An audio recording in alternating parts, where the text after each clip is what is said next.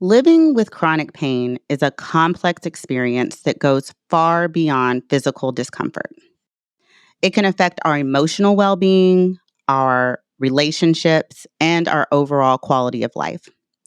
So, how should we think about chronic pain and mental health? And what options are available to alleviate both the physical and emotional toll of chronic pain?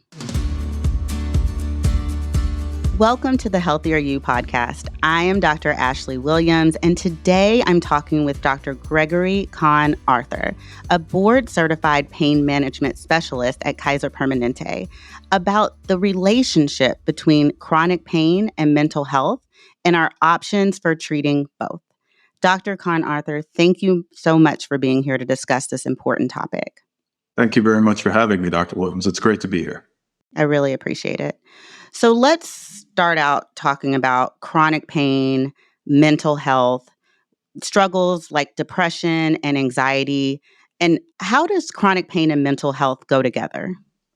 Yeah, so the most widely accepted definition of pain is not only a physical sensation, but also an emotional experience. It really is a lived experience.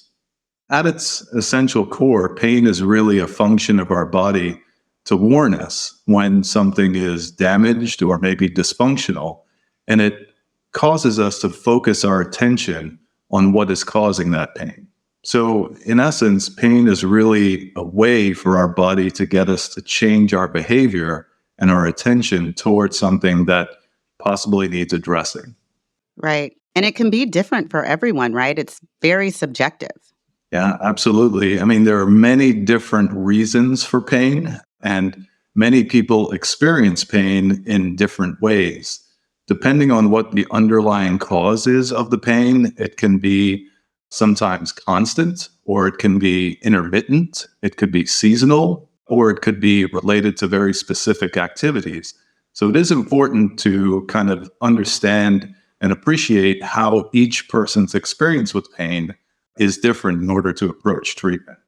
So, as a chronic pain specialist, how do you go about treating patients with chronic pain? I think the most important first step is to get a very good idea of how the pain is impacting not only their body, their biological domain of living, but also how it's impacting their psychological function, how they feel, their emotions, and how they're able to operate socially in terms of relationships or perhaps their occupation, and whether or not the pain is causing very significant interference with things that they value, things that they want to do, or even just get through the routine of their day. So in assessing pain, we try to assess its impacts on the biological, the psychological, and the social domains of somebody's lived experience. And sometimes, even if we cannot directly address the underlying cause of the pain, or if the way that we treat that pain is not going to completely extinguish the physical sensation, we can often direct treatment towards the psychological suffering, the emotional unrest, and also the social dysfunction associated with that pain. Are there any lifestyle changes that you recommend for people suffering with chronic pain that can help with their chronic pain and their mental health? Absolutely. I think that's probably one of the most important things to address with patients, especially when suffering with chronic pain. After a long time of feeling distress and painful sensations, it is typical for people to start having feelings of depression and anxiety and withdraw from activities that they usually love to do or want to do.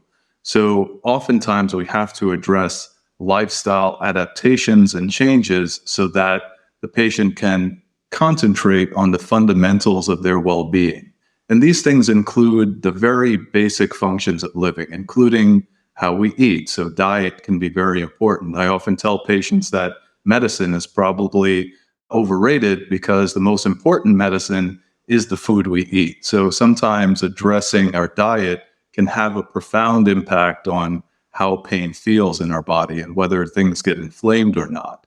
There's also movement, changing the way that we plan our activities and the exercises that we choose to do is very important, because oftentimes if we stay still for too long, the pain can sometimes feel overwhelming.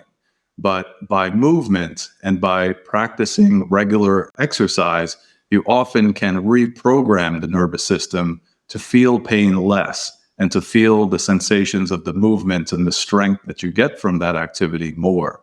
And then there's also, of course, calming strategies, things like mindfulness practices or meditation, going for a long walk, sitting quietly in a park, observing nature. These things have been shown to be very effective in helping to reduce the intensity of pain and also help to improve the ability of the person to function in their day-to-day. And lastly, I'll mention sleep, because that is often the first thing that gets disrupted by pain. And oftentimes, for reasons we don't quite understand, pain tends to get worse in the evening. I think it's very important to address pain effects on sleep quite early on in pain management, because without good sleep, everything seems to be a lot more stressful and a lot more difficult to deal with. Wow. It's good to know that there are lifestyle changes that we can make, including going for a walk and meditating.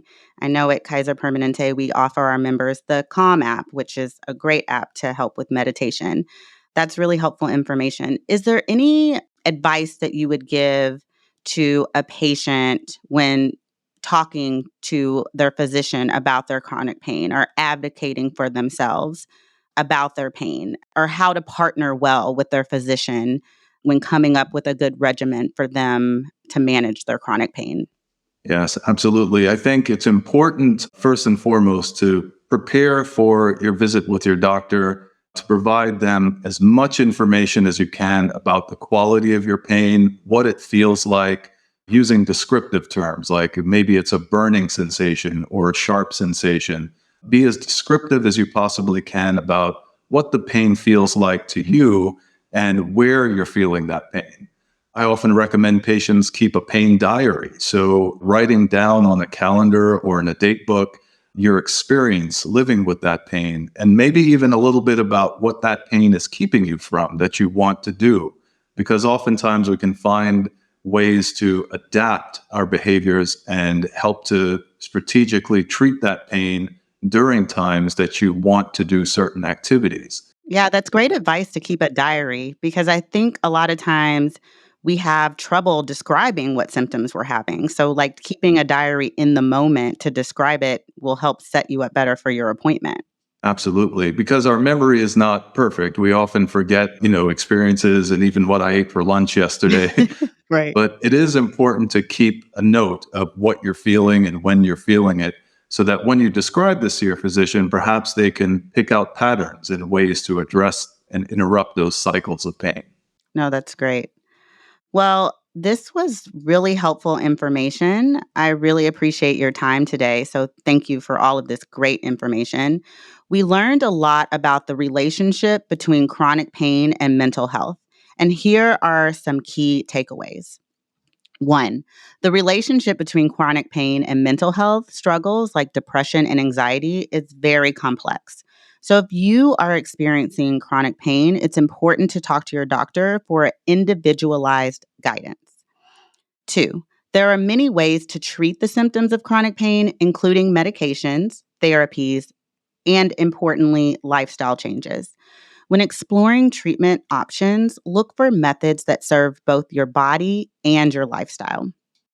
Three, while there's no silver bullet to cure chronic pain, exercise, a nutritious diet, stress management, and sleep can greatly improve your overall quality of life, which can help improve symptoms. Four, if you're suffering from chronic pain, consider writing what you're feeling in a pain journal. The journal entries will prove useful in a conversation with your physician. And five, never be afraid to advocate for yourself. If you don't understand something your doctor is telling you, or you feel your doctor doesn't understand something you're saying, tell them. For more information about chronic pain from our experts and other health advice, visit kp.org/doctor and listen to more episodes of Healthier You wherever you get your podcast. If you enjoyed this episode, be sure to share it with others who may find it helpful. From all of us at Kaiser Permanente, be well.